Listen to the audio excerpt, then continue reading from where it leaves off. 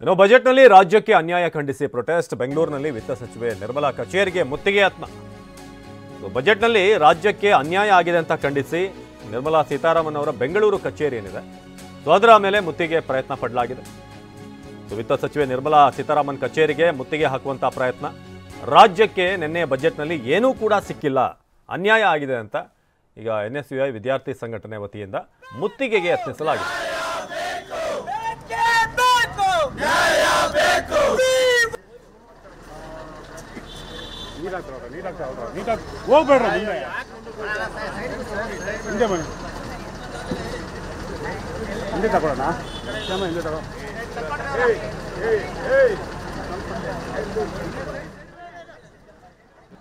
ಕೇಂದ್ರ ಸರ್ಕಾರದಿಂದ ಇವತ್ತು ಬಜೆಟ್ನ ಮಂಡನೆ ಮಾಡಿದ್ದಾರೆ. ಕರ್ನಾಟಕ ರಾಜ್ಯಕ್ಕೆ ಇವತ್ತು ಅನ್ಯಾಯ ಆಗಿದೆ ಅಂತ ಇವತ್ತು ನಾವು NSUI ವತಿಯಿಂದ NSUI ಬೆಂಗಳೂರು ವತಿಯಿಂದ ಇವತ್ತು ನಾವು ನಿರ್ಮಲಾ ಸೀತಾರಾಮನ್ ಆಫೀಸ್ ಅವರಿಗೆ ಮುತ್ತಿಗೆ ಹಾಕಕ್ಕೆ ಬಂದಿದ್ದೀವಿ.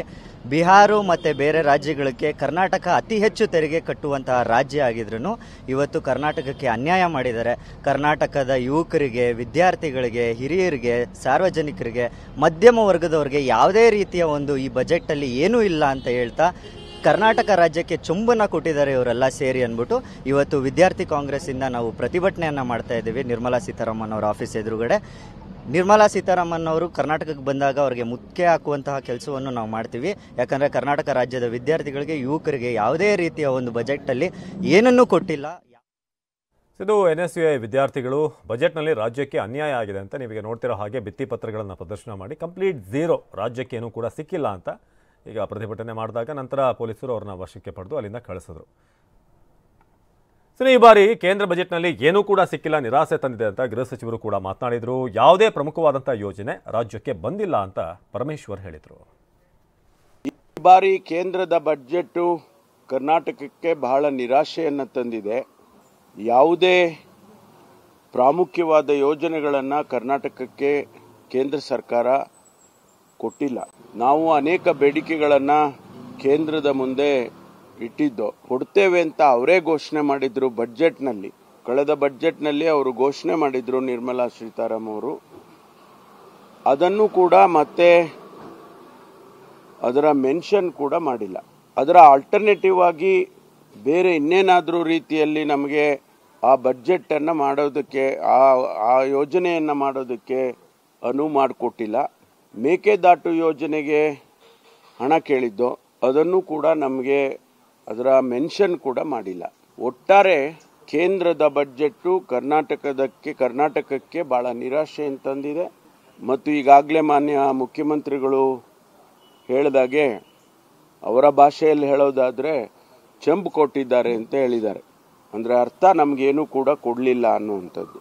ಹಾಗಾಗಿ ಈ ಬಾರಿ ನಮಗೆ ಯಾವುದೇ ರೀತಿಯ, ಕರ್ನಾಟಕದ ಮಟ್ಟಿಗೆ ಯಾವುದೇ ರೀತಿಯ ಸಹಾಯ ಕೇಂದ್ರ ಬಜೆಟ್ಟಿಂದ ಆಗಿಲ್ಲ.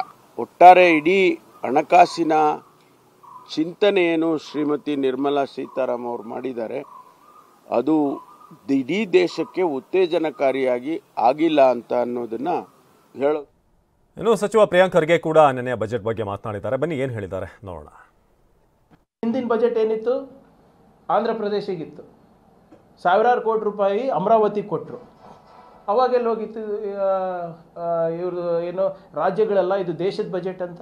ನಿನ್ನೆ ಬಜೆಟ್ ಏನಿತ್ತು, ನಿನ್ನೆ ಭಾರತದ ಬಜೆಟ್ ಇತ್ತಾ, ಬಿಹಾರ್ ಬಜೆಟ್ ಇತ್ತಾ? ಬಿಹಾರಿಗೆ ಎಷ್ಟು ಕೊಟ್ಟಿದ್ದಾರೆ? ಈಗಾಗಲೇ ಕನ್ನಡಿಗರು 100 ರೂಪಾಯಿ ಕೊಟ್ಟರೆ 12 ರೂಪಾಯಿ ವಾಪಸ್ ಬರ್ತಾ ಇದೆ ನಮಗೆ.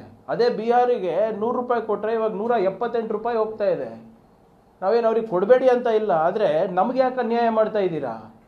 ಯಾವ ರಾಜ್ಯದಿಂದ ಇವತ್ತು ದೇಶ ನಡೀತಾ ಇದೆ, ಆರ್ಥಿಕ ವ್ಯವಸ್ಥೆ ಸುಭದ್ರವಾಗಿದೆ, ಯಾವ ರಾಜ್ಯದಿಂದ ಇವತ್ತು ಉದ್ಯೋಗ ಸೃಷ್ಟಿ ಆಗ್ತಾ ಇದೆ, ನವೋದ್ಯಮಗಳು ಬರ್ತಾ ಇದೆ, SMEs MSMEs ಕಟ್ತಾ ಇದ್ದೀವಿ, ಅಂಥ ರಾಜ್ಯಗಳಿಗೆ ಅನ್ಯಾಯ ಮಾಡೋದ್ರಲ್ಲಿ ಏನು ಸಿಗ್ತಾ ಇದೆ ಕೇಂದ್ರಕ್ಕೆ? ಇದು ಬರೇ ಪೊಲಿಟಿಕಲ್ ಬಜೆಟ್ ಆಗ್ತಾ ಇದೆ ಹೊರತು ದೇಶವನ್ನು ಕಟ್ಟುವಂಥ ಬಜೆಟ್ಟು ಕಾರ್ಮಿಕರಿಗೆ, ರೈತರಿಗೆ, ಯುವಕರಿಗೆ, ಮಹಿಳೆಯರಿಗೆ